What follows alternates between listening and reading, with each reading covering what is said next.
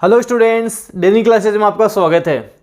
राजस्थान पशु परिचर परीक्षा 2024, इसमें सिलेक्शन कैसे होगा। अब अंतिम समय में हम क्या करें कि हमारा 100% सिलेक्शन हो जाए, क्योंकि अब स्टूडेंट दिन रात तो पढ़ रहे हैं, लेकिन पढ़ना क्या है, क्या गलती आपको एग्ज़ाम में नहीं करनी जो आप 100% सिलेक्शन ले जाओगे, वो आपको बातें बताने वाला हूँ। ये जो 10 नियम बताऊँगा वो फॉलो कर लोगे, 100% सिलेक्शन ले जाओगे। जहाँ आपके कम से कम 10 से 15 क्वेश्चन और ज़्यादा सही करके आओगे आप, ये मान लो 10-15 नंबर का आपके फ़ायदा ही होगा, नुकसान नहीं होगा। तो सिलेक्शन लेने के लिए बहुत ज़रूरी होता है कि पढ़ना क्या है, छोड़ना क्या है, क्या गलती एग्ज़ाम में नहीं करनी है। ये सब कुछ करोगे तभी आपकी गवर्नमेंट जॉब लगती है।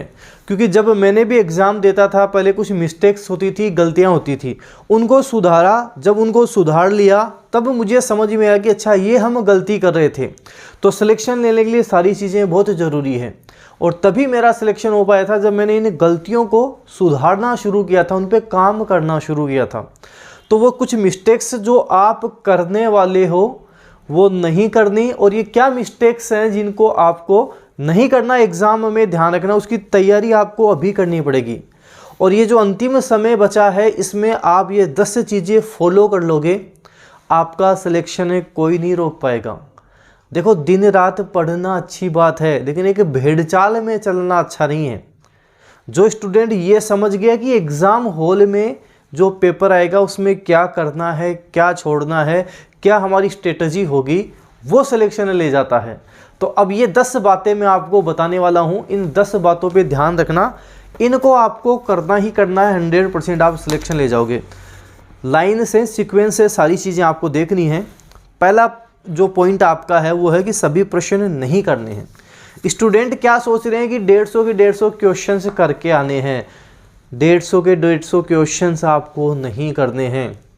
देखो, अगर आपको 150 के 150 क्वेश्चंस आते तो ये मान लो ये बहुत ही ज़्यादा बड़ी बात हो जाती, क्योंकि 150 के 150 क्वेश्चंस एक तो घर में आना और एग्ज़ाम हॉल में आना बड़ी बात होती है, क्योंकि आजकल के पेपर के लेवल भी अच्छे आते हैं।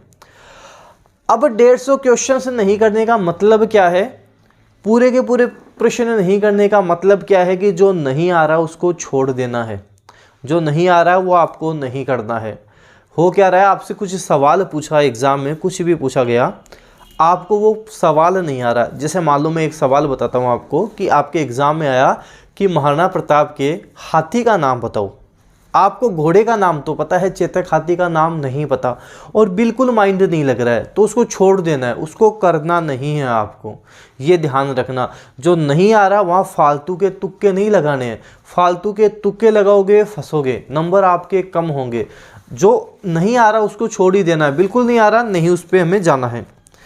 दूसरा पॉइंट है कि कोई प्रश्न छोड़ना नहीं है। फर्स्ट में मैं बोल रहा हूँ कि सभी प्रश्न करने हैं, दूसरे में बोल रहा हूँ कोई प्रश्न छोड़ना नहीं है। इसका मतलब समझना, कोई प्रश्न छोड़ना नहीं है का मतलब हो गया कि आपको प्रश्न नहीं आ रहा है तो वो आपको नहीं करना, लेकिन उसको छोड़ना नहीं है आपको। उसमें 5वां ऑप्शन 100% भरना ही भरना है। अभी हाल ही के एग्ज़ाम में, हाल ही की परीक्षाओं में जो स्टूडेंट्स ने गलती की है ना, जो सीटी के एग्ज़ाम हुए थे, सीटी ये आपके 10+2 और ग्रेजुएशन, काफ़ी स्टूडेंट्स के कमेंट आए थे, सर हमने 5वां ऑप्शन भरना भूल गए थे, 5वां नहीं भरा था, माइनस मार्किंग हो गई थी। तो ये ध्यान रखना, अगर 5वां नहीं भरोगे तो 1/3 माइनस मार्किंग होगी। अगर आपको प्रश्न नहीं आ रहा, सपोज करो प्रश्न आया महाराणा प्रताप के हाथी का नाम, आपको चेतक पता है, घोड़े का नाम है, हाथी का नाम आपको नहीं पता, बिल्कुल नहीं, दिमाग कभी नहीं पढ़ा हुआ। मान लो आपने कभी पढ़ा राम प्रसाद और लूणा महाराणा प्रताप के हाथी थे, कभी आपने पढ़ा है जीवन में। अगर आपको ध्यान आ रहा है कर दो, बिल्कुल भी नहीं आ रहा, 5वां ऑप्शन भरना है। 5वां ऑप्शन है अनउत्तरित प्रश्न, इसका मुझे जवाब नहीं देना है। ये 5वां ऑप्शन आपके, तो वो जरूर कर देना है। तो ये बात जो समझ जाएगा ना, मेरी सिलेक्शन ले जाएगा। ये जो आपके नुकसान होगा ना माइनस मार्किंग का, ये नहीं होगा। तीसरा है कि 2 ऑप्शन में लग रहा है तो आप करो। 2 ऑप्शन में लग रहा है, 5 ऑप्शन आए हैं, 2 ऑप्शन में आपको लग रहा है यार कि ये आंसर हो सकता है। जैसे आपके प्रश्न आ गया कि जयपुर कि जो स्थापना हुई थी वो कब हुई थी। अब आपको हल्का फुल्का आ रहा है यार 18 नवंबर या 19 नवंबर के आसपास हुई है। अगर आपको दो ऑप्शन में कन्फ्यूज है तो करो। जैसे मान लो आ गया जयपुर की स्थापना हुई थी, जयपुर किसने बसाया था, आपको लग रहा है या तो सवाई जय सिंह ने बसाया था या मिर्जा राजा जय सिंह ने बसाया था, दो में कन्फ्यूजन है तो आपको करना है सवाई जय सिंह को सवाई की उपाधि किसने दी थी। आपको लग रहा है यार या तो औरंगजेब होगा या शाहजहां होगा, दो में जब भी कंफ्यूज हो तो आप कर देना, और बिल्कुल नहीं आ रहा तो छोड़ देना, 5 ऑप्शन फिल कर देना अनुत्तरित प्रश्न। ये स्ट्रेटेजी लगाओगे, ज़्यादा दिमाग लगाओगे ना यार इसको तो मैं करूँगा ही, छोड़ूंगा नहीं, 150 के 150 करके आऊँगा, ये कोई महानता नहीं है। पूरे प्रश्न करना नहीं आ रहा है, घर पे लास्ट में देखोगे यार 10 तुक्के हमारे कितने सही हुए, 10 में से मेरा तो एक ही तुक्का सही हुआ, लॉस में ही जाओगे, माइनस मार्किंग ही होगी, कोई फ़ायदा नहीं होने वाला है। इसलिए जो बिल्कुल नहीं आ रहा है उसको छोड़ दो। आपको लग रहा है कि हाँ आ रहा है तो करना है, दो ऑप्शन में कन्फ्यूज हो तो करना है, या थोड़ा बहुत ऐसे लग रहा है कि ये हो सकता है इसका आंसर तो करना है। बिल्कुल नहीं आ रहा छोड़ो, उसको स्किप करो, अगले क्वेश्चन को देखो।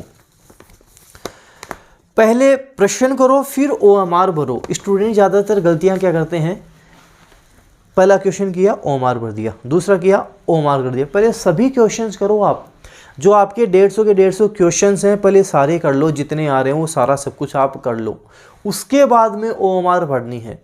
कई बार क्या हो जाता है कि आपने जिसने पहला प्रश्न किया वो आपको नहीं आया, अब आपने उसका गोला भर दिया कि चलो कोई ना नहीं आया तो मैं तो ये गोला भर देता हूँ। अब आप 148 क्वेश्चन में पहुँच गए, 148 में, 148वें क्वेश्चन में आपको पहले क्वेश्चन की कुछ हिंट मिल गई या थोड़ा बहुत आपको हिंट मिल गई यार अच्छा इसका उत्तर ये हो सकता है, लेकिन अगर आपने पहले ही गोला भर दिया है तो वो हिंट आपके कोई काम नहीं आएगी। तो ये ध्यान जरूर रखना, पहले सारे क्वेश्चंस पेपर में हल कर लो, जो आपको पेपर मिलेगा उसमें टिक लगा लो, इसका ये आंसर है, इसका ये आंसर है, इसका ये आंसर है। जब सारे टिक लग जाएं उसके बाद में आपको सारे गोले भरने हैं। उसके लिए अलग से टाइम रखना कि आधा घंटा मेरे को ये सारे गोले भरने में लगेगा, आधा घंटा मैं रखूँगा, तो आधा घंटा तो रखना ही रखना है। फिर आराम से पहले का सह तो सह भर दिया, ऐसे आराम से उसके बाद में पढ़ना है। ये स्ट्रेटेजी लगाओगे इसमें भी बड़ा आपको फ़ायदा मिलेगा। फिर मॉडल पेपर देने हैं, OMR के साथ देने हैं। अंतिम समय में क्या करना है, मॉडल पेपर देने हैं। जैसे अभी मैं आपको लेटेस्ट मॉडल पेपर करा रहा हूँ, प्ले स्टोर पे जाओगे डेली क्लासेस की ऐप मिलेगी, लाखों स्टूडेंट वहाँ पर मॉडल पेपर दे रहे हैं, वहीं से आपको मॉडल पेपर देने हैं। शानदार तरीके से मैंने आपको वहाँ पे करवाए हैं, लेटेस्ट मॉडल पेपर है, एग्जाम लेवल के अकॉर्डिंग सब कुछ है। जैसे अभी एग्जाम लेवल के अकॉर्डिंग मैंने साइंस के क्वेश्चन करवा दिया, आपको जीके के क्वेश्चन भी टॉप 100 करवाए हैं। ऐसे करंट अफेयर के आपको टॉप 500 क्वेश्चन से रेडी कर रहा हूँ, वो कर लेना, काफ़ी फायदेमंद रहेंगे, एग्जाम में सीधे सीधे आपको मिलेंगे। टॉप 500 क्वेश्चंस हैं जो जल्द आपको मिलने वाले हैं, जल्दी आपको यूट्यूब पे वो मिल जाएंगे, तो वो आपको करने हैं। अंतिम समय में जब मॉडल पेपर दो तो लास्ट में OMR शीट में भी उसको भरना, ताकि OMR की भी आपकी प्रैक्टिस रहे। ध्यान रखना, ऐसे खुद को धुरंधर मत समझ लेना कि मैं तो OMR भरते हुए गलती करता ही नहीं हूँ, हो जाती हैं गलतियाँ हो जाती हैं। ज़्यादा ओवर स्मार्ट नहीं समझना है, OMR भरना है। अभी प्रैक्टिस जितनी भी करो वो OMR शीट पे करो। जितना हो सके पिछले सालों के प्रश्न देखो, सबसे इंपॉर्टेंट चीज़ है, जितना ज़्यादा हो सके अब पिछले साल जो प्रश्न पूछे गए हैं उनको निकालो। जैसे अभी मैंने आपको टॉप 100 क्वेश्चंस करवाए, वो सारे पिछले साल के क्वेश्चंस हैं। साइंस के क्वेश्चंस करवाए पिछले साल के क्वेश्चंस हैं, और ये क्वेश्चंस है टॉप 100 मैंने करवाए, तो इसका मतलब ये नहीं है ये टॉप 100 लिए करवा दिए। एक एक प्रश्न पहले देखा एग्जाम में आपके बन सकता है नहीं बन सकता, इनको करोगे 100% सिलेक्शन लेके जाओगे। पिछले साल के प्रश्न निकालोगे, माइंड चलेगा आजकल एग्जाम में ऐसे प्रश्न पूछे जाते हैं, ये हमको हल करना है, ये जरूर ध्यान रख लेना। सभी आपके जैसे आपके जीके वाला पोर्शन हो गया, साइंस वाला हो गया, मैथ वाला हो गया, इन सब में पिछले साल इन टॉपिक से क्या क्या प्रश्न पूछे गए हैं वो निकालोगे, सिलेक्शन पक्का है, सिलेक्शन कोई नहीं रोक पाएगा। और खुद में लगे हुए हो, हाँ 2-4 आसान प्रश्न देख लिए इनसे सिलेक्शन हो जाएगा, नहीं होना है। सिलेक्शन पिछले साल के प्रश्न निकालोगे, एग्जाम में कैसा माहौल रहता है, कैसे प्रश्न बनते हैं, उनसे आपको फ़ायदा मिलेगा, उनसे आपका सिलेक्शन होगा। उसके बाद में एक विषय को लेकर ना बैठें, कई बार स्टूडेंट क्या गलती करता है कि उसने राजस्थान का इतिहास ले लिया और उसको लेकर बैठा है। हल्दी घाटी का युद्ध 18 जून 1576 का हुआ था। गोपीनाथ शर्मा के अनुसार यह युद्ध 21 जून 1576 को हुआ था। महाराणा प्रताप का जन्म 9 मई 1540 को ज्येष्ठ शुक्ल तृतीया को कुंभलगढ़ के टारगढ़ के बादल महल की जूनी कचहरी में हुआ था। राजस्थान के ये जिले हैं, 50 जिले हैं, ये जिला ही है। एक चीज़ को लेकर बैठोगे फायदा नहीं होना है। अब आपने एक चीज़ पढ़ ली, हल्दी घाटी का युद्ध 18 जून 1576 को हुआ था, इसको 1000 बार भी पढ़ोगे ना तो ये 18 जून 1576 को ही होना है, चेंज नहीं होना है। तो चीज़ों को पढ़ो और आगे बढ़ो, लेकर मत बैठो। ऐसे मत सोचना कि इतिहास आपको बहुत अच्छा आता है तो वहाँ से पूरे में से पूरे क्वेश्चंस आ जाएंगे, नहीं आएंगे। तो जो 2-5 क्वेश्चन 10 क्वेश्चन आने वही आएंगे।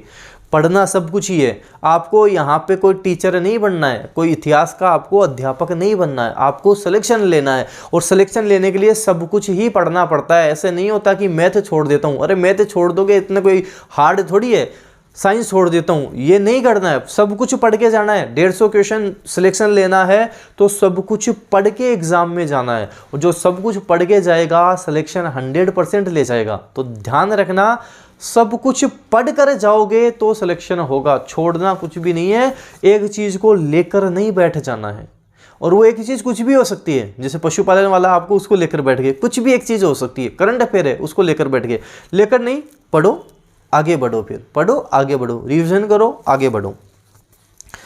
अगला पॉइंट है आपके कि साइंस पूरी नहीं पढ़नी है। साइंस पूरी लेकर मत बैठ जाना। साइंस का टॉपिक निकाल रहे हो, कोशिका ये होती है, कोशिका हमारी सबसे छोटी कोशिका ये होती है, बड़ी कोशिका, ये चीज़ें आपको नहीं पढ़नी है।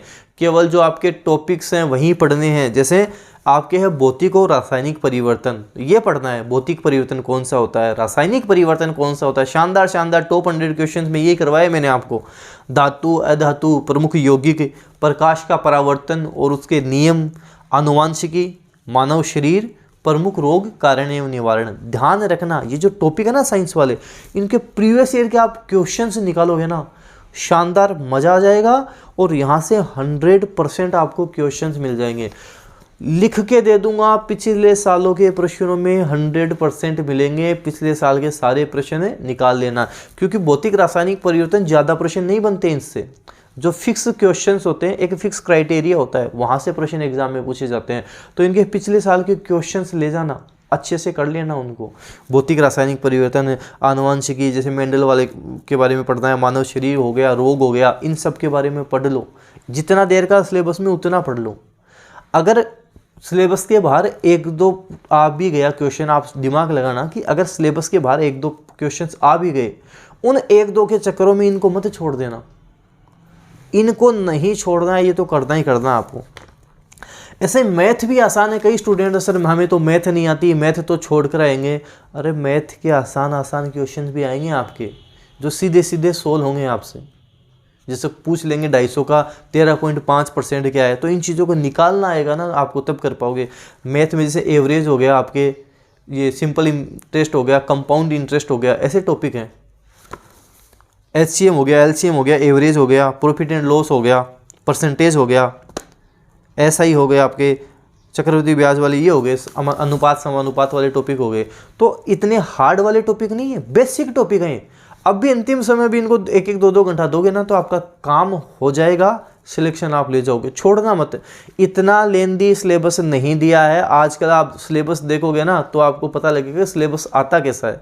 तो इनको छोड़ना नहीं है, आपको करना है, इनको आसान है। और सबसे इंपॉर्टेंट चीज आपकी जो पॉइंट नंबर 10 है, मैनेजमेंट बहुत ज़्यादा ज़रूरी है। टाइम का मैनेजमेंट बहुत ज़्यादा ज़रूरी है। टाइम मैनेजमेंट करना कैसे हैं, ये 150 क्वेश्चंस आएंगे। मैथ आएगी, मैथ को मैं 2-3 घंटे दूंगा। साइंस आएगी, साइंस को अब मैं डेली 2 घंटे दूंगा। करंट अफेयर आएगा, करंट अफेयर को 2 घंटे दूंगा रेगुलर। जीके वाला पोर्शन आएगा, इसमें 2 घंटे 3 घंटे जो आपको देने दूंगा। इस तरह से टाइम मैनेजमेंट करके चलना है। जितना हो सके अब समय पढ़ने में निकालो, लगभग 12 घंटे डेली के पढ़ने में निकालो टाइम मैनेजमेंट के साथ, कि अब आपका कुछ छूटे नहीं।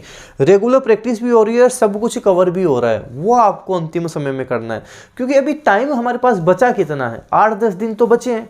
8-10 दिन में ये नहीं करना कि पहले ये पढ़ लेता हूँ बाद में वो पढ़ लेता हूँ। अब सब कुछ लेकर चलना है, सब कुछ देखना है, कुछ नहीं छोड़ना है, रेगुलर इन चीज़ों को रखना है। ये जो 10 पॉइंट मैंने आपको बताए हैं, इन 10 पॉइंट को फॉलो कर लोगे, सिलेक्शन पशु परिचर में पक्का है। यहाँ आप सिलेक्शन ले जाओगे और ये चीज़ें सभी परीक्षाओं में आपके आगे चल के भी काम आएंगी। ये मैनेजमेंट जो मैंने बताया है काम आएगा। इस वीडियो को जितना ज़्यादा हो सके शेयर करो। डेनियल क्लासेस का टेलीग्राम चैनल ज्वाइन करो, वहाँ भी अच्छी अच्छी इंफॉर्मेशन मैं आपको देता रहता हूँ। धन्यवाद।